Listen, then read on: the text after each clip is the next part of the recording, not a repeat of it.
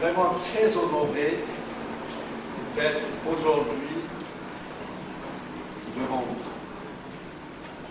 Je le dois au professeur Benseman, à qui j'adresse mes grands remerciements.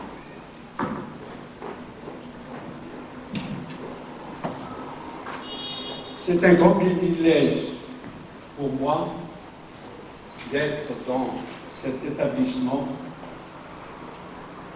qui diffuse le savoir, et pas n'importe quel savoir, le management.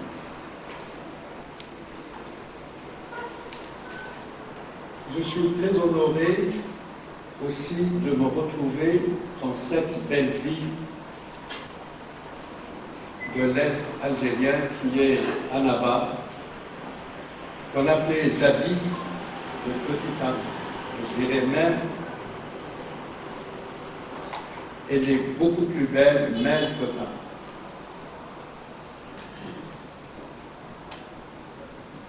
Aujourd'hui,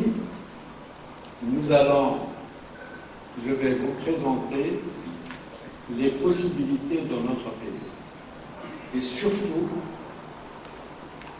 pour vous dire qu'on peut tout réussir en Algérie. Nous avons un pays extraordinaire. Avant ça, je vais me présenter d'abord et, en quelques mots, vous donner un peu mon parcours.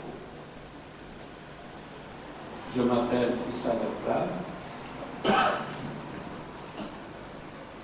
J'ai commencé ma vie professionnelle par l'enseignement.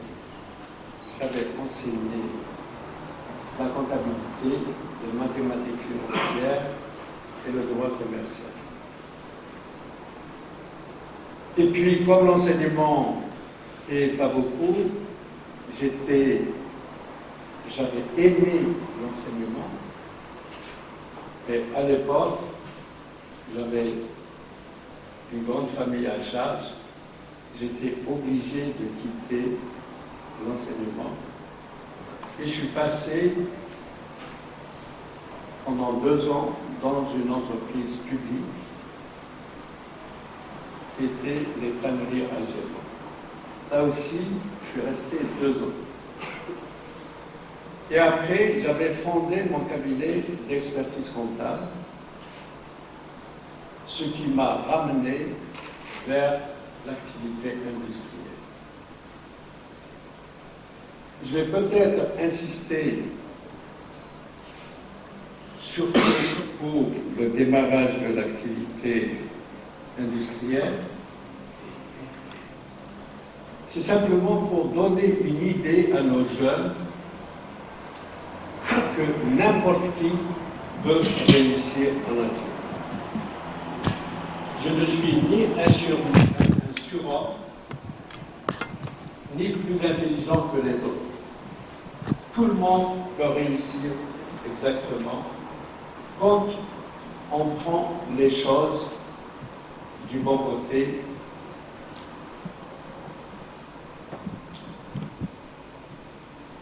Dans mon cabinet d'expertise comptable,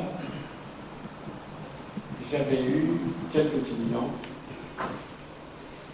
Et un de ces clients, qui était une petite entreprise de construction métallique, qui s'appelait Socomet, c'était une SARL de 5 associés avec 5 apprentis. Donc c'est juste pour vous dire, c'était une toute petite société de construction métallique. Je les ai conseillés et à la fin, ils m'ont proposé de prendre une participation de 20% dans leur petite société pour l'équivalent de 27 000 dinars.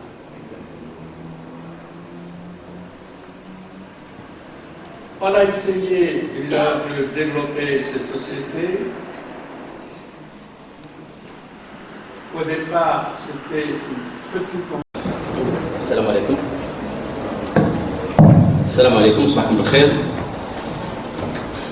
Monsieur le ministre, chers invités, chers collègues, permettez-moi tout d'abord de souhaiter la bienvenue à M. Seth Boussena, professeur associé à l'Université de Grenoble. Il était PDG de Sonatrach, ministre de l'Énergie, président d'OPER.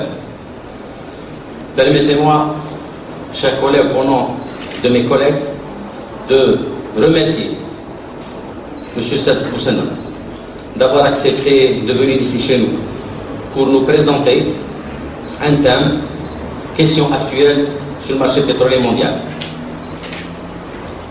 De tradition au niveau de notre école, je donne certains indicateurs macro-financiers qui concernent l'économie algérienne, parce que l'économie algérienne, l'Algérie fait partie de l'OPEP.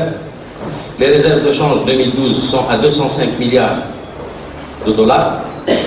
En face, un taux de chômage de 9% et un taux d'inflation de 7,5%.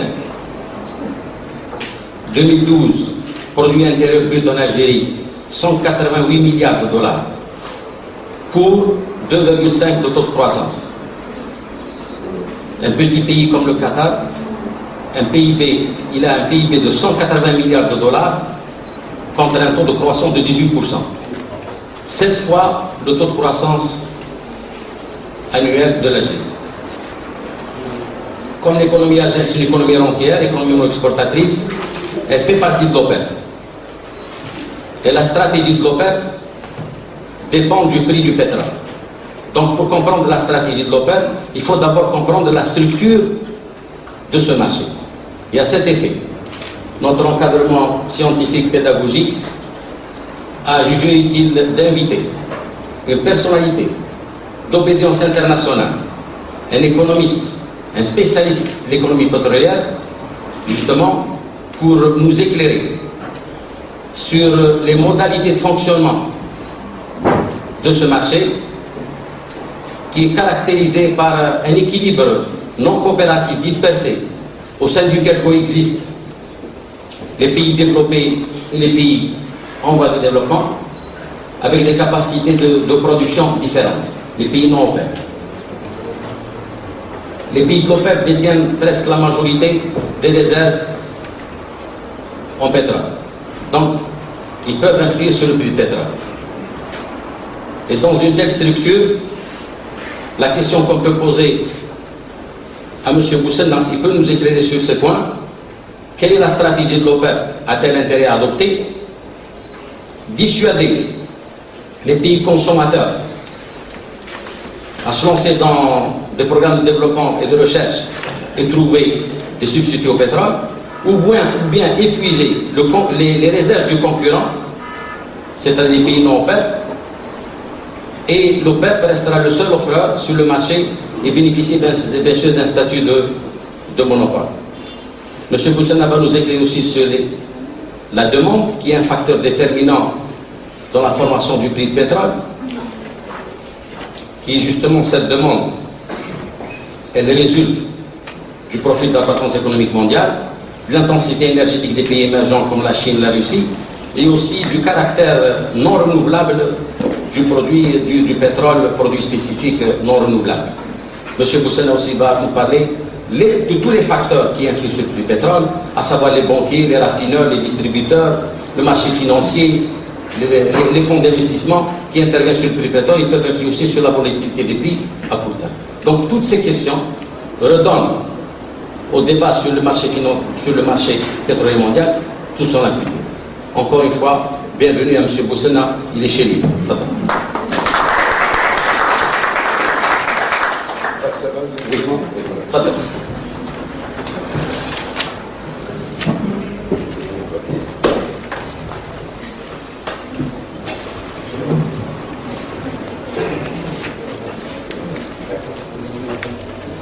Bien. Tout d'abord, je voudrais dire combien je suis... Tout le monde m'entend là? Peut-être.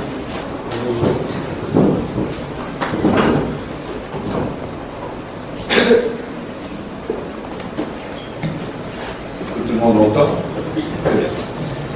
Je voudrais dire que je suis ravi d'être aujourd'hui ici, à l'initiative du professeur Marco. Je suis Vraiment, je le remercie de me donner cette occasion. Je n'ai jamais donné de conférence sur le pétrole à Annaba. Ça me fait vraiment plaisir de revenir. Je suis né à quelques centaines de mètres ici, à Vieilleville. Bien entendu, c'est avec beaucoup d'émotion que je retourne dans ces lieux. Et je l'en remercie. Alors, on m'a demandé de parler à des étudiants de préparation, pour la préparation pour l'entrée dans des écoles de sciences économiques, commerciales et de gestion. C'est toujours un aspect académique. Les étudiants ont besoin de chiffres, ont besoin de cours, ont besoin qu'on leur parle de l'approche économique, donc des techniques. Et pour ce faire, je me suis dit, bon, je vais leur donner des supports. Je vais donc communiquer une série de supports. Gouverneur de la Banque centrale. Gouverneur de la Banque centrale, 89-91. Période courte, sensible, complexe. Période où il y a eu une crise multidimensionnelle en Algérie. L'Algérie était en cessation de paiement, en faillite, durant cette période.